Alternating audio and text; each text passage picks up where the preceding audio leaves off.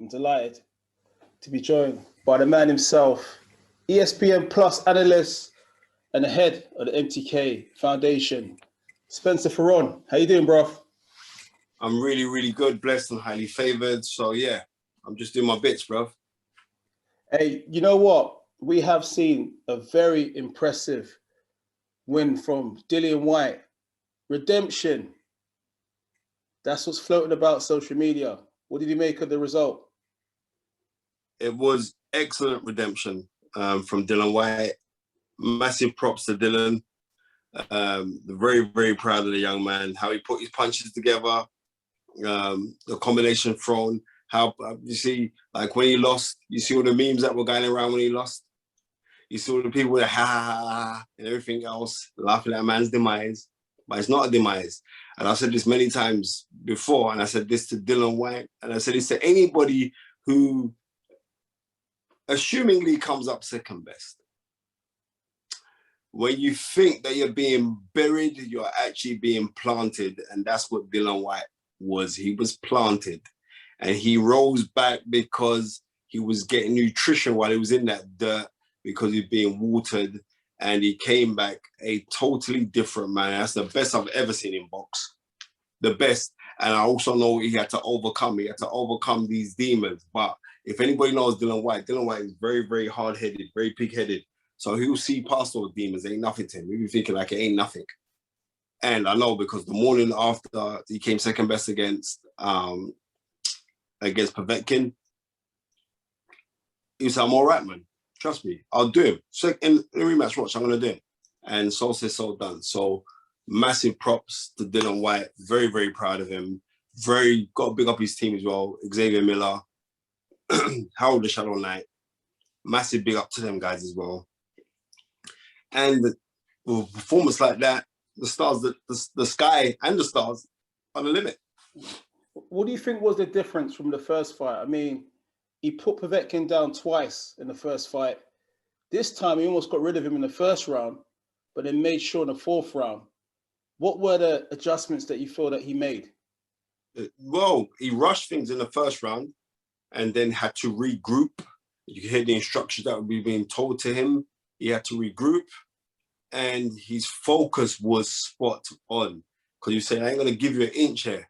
And you could see Povetkin each round was getting closer and closer.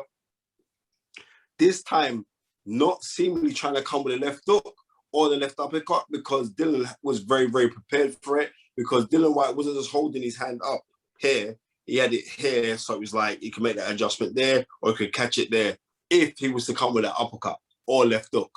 But what Dillian Whyte did do, which really did impress me, was how when he was jabbing and the position of his hands when he was jabbing, right? Because sometimes Dillian he lunges with his jab with his head at the same time. He wasn't doing none of that. The jab was properly turned over, very a la Lennox Lewis certain times. And he was standing tall with the jab. He wasn't standing low. He was standing his height with it. So, and I like how he's popping a jab. It was good work, man. Very, very good work. You mentioned that the jab. You know, I did notice when Povetkin was trying to get in the pocket with Dillian Whyte, once he threw that jab, he made sure that he circled out of range, unlike the first fight. Yep. He did circle out of range. And what he would do, he would pull back first, then move. Because when he was pulling back, he was circling out of range. It was more to say that you're gonna be avoiding, because Dillian Whyte was actually moving out to his right, actually going into the left hook. But he would pull back first, then move out. So he wasn't just here in front of him and then pulling out. He was pulling back first, then making that adjustment. It was a good, nice technical move by Dillian Whyte. And it was good work, man. I'm very, very proud of him. Very, very proud of him. Yeah. Okay. So look, obviously Tyson Fury, Anthony Joshua, you know, it's only a date away and a venue away from happening. So Eddie Hearn says. Dillian Whyte, potential opponents, everyone's calling for the Wilder fight. Great fight in the making, that is. There's some old beef that needs to be settled. Wilder, Dillian Whyte, what do you reckon? You know what? We don't know what Deontay Wilder, that would be a massive fight. And hopefully that fight could happen maybe after Anthony Joshua and Tyson Fury get on, because what I'd like to see is like, let there be one guy who fights, he wins all the belts. After he wins all the belts, it doesn't matter, because we've had the last undisputed champion since. Very similar to Lennox Lewis, when Lennox Lewis became the undisputed champion after beating Evander Holyfield, then relinquished one of the crowns, which was the WBA title, because they wanted to strip him because he didn't want to fight. It was John Ruiz he didn't want to fight, and decided to defend his IBF title and his WBC title against Michael Grant. And Grant was actually a better, well, on paper, seemingly, because he was an undefeated fighter, and America put all this emphasis on him. I don't want to drag on to the histrionics, but we started, so I might as well start. I might as well continue. So, but people didn't care because they still looked at Lennox Lewis as the undisputed champion. Didn't matter.